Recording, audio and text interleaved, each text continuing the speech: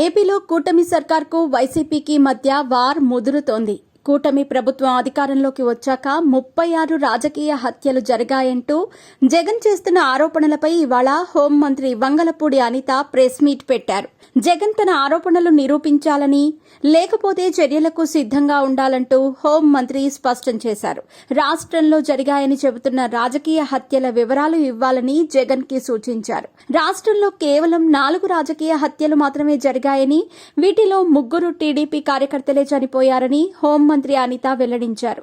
కానీ జగన్ మాత్రం 36 రాజకీయ హత్యలు జరిగాయని ప్రభుత్వంపై బురద జల్లుతున్నారని విమర్శించారు.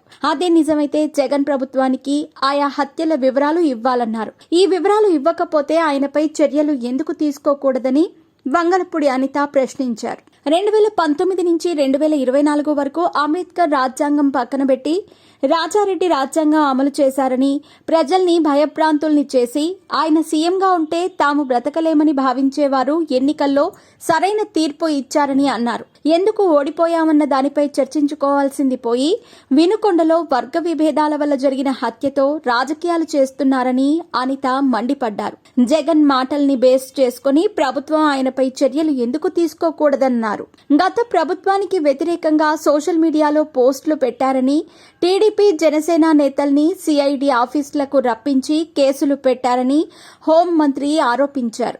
ఇప్పుడు బాధిత కుటుంబం పరామర్శకు వెళ్లి ప్రభుత్వంపై ఆరోపణలు చేస్తున్నారని ఆక్షేపించారు. గతంలో జగన్ ప్రభుత్వంలో రాజ్యాంగ ఉల్లంఘనలపై హైకోర్టు చివాట్లు పెట్టిందని గుర్తు చేశారు.